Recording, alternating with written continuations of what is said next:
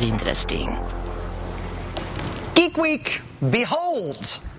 This is a silver dollar. A magician named John Mulholland made one of these into something other than a cool silver dollar. In this specific case, he used a silver dollar from 1921, one of the dollars we minted at that time that had the word peace printed right under the eagle on the back of the coin.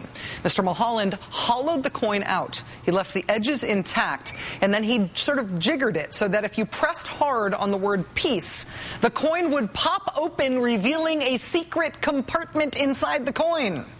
Mr. Mulholland, the magician, charged the CIA $15 in machine fees when he turned his secret compartment coin over to the agency. The year was 1953.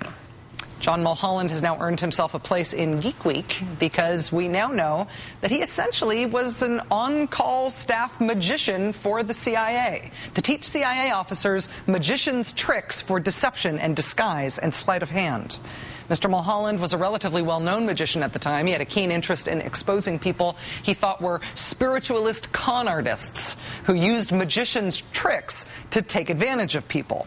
In the early 1950s, in the midst of a very hot Cold War, the CIA approached Mr. Mulholland and asked if he could pass on some magician secrets to the field officers of the agency. Mr. Mulholland produced a manual called Some Operational Applications of the Art of Deception, a how-to book, essentially, of trickery and misdirection. In the early 1970s, the CIA destroyed most of the records of the very controversial larger program of which Mulholland's work was a part. It was a notorious program that, if you have any conspiracy theorist friends you've probably heard of, it was a program called MK Ultra. Mulholland's Magic Manual for Spies was part of the MK Ultra program, and it was believed to have been destroyed with all the other MK Ultra records in the 70s. But abracadabra, a copy survived, and it was recently published in a book called The Official CIA Manual of Trickery and Deception. Joining us now is Robert Wallace, retired CIA officer and author of The Official CIA Manual of Trickery and Deception. Mr. Wallace, thank you very much for joining us. Rachel, thank you for inviting me. Why was the CIA interested in what a magician could teach CIA officers? The CIA at the time, as you properly said, at the height of the Cold War, was very interested in expanding its capability to conduct clandestine operations, covert activities all around the world. And one of the areas that it thought that probably some covert tricks as well as some covert communications capabilities could be developed was from the magic community. John Mulholland, being the leader of the community at the time, was a logical person to seek assistance from. Mr. Wallace, we enlisted a magician, a sleight of hand expert today to demonstrate some of the things that are described in the manual. I'd love for you to watch this. John Bourne is an international champion of close-up magic. He's an expert in the art of misdirection. For this demonstration, he's going to conceal a poison pill in a matchbook and then slip that pill into our producer Rebecca Dryden's drink. Watch this quickly. Smoke? Sure. Great. Help yourself, and let me get that for you.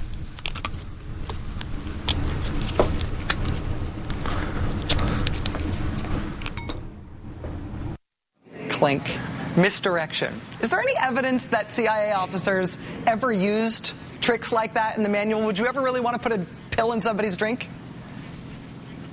Well, in terms of specific use, I'm not aware of that, except from the standpoint that these techniques, that is, techniques of misdirection, techniques of concealment, techniques of fooling the audience, if you will. And in our case, that audience that we want to fool are the counterintelligence officers of opposition services. So we want the capability of our officers to do whatever clandestine act they might be engaged in without being noticed by that opposition. One other trick from the manual that we acted out today with John Bourne's help, it involves a pencil rigged to conceal a small amount of powder. John Bourne will use, again, misdirection to put that powder into Rebecca's drink. Here it is. All right, great. Thanks for your time. And actually now I've got to make it to Maine and Mulberry. Do you know where that's at? Yeah. What's the best way to make it across town here? You're going to want to take Cherry Street. See right here. Perfect. Cherry? Mm-hmm. Okay. And when I get to Cherry, do I want to take a right or a left? You'll want to take a left on Cherry, and then it's 2 blocks down. Okay, that's perfect. Thank you very much.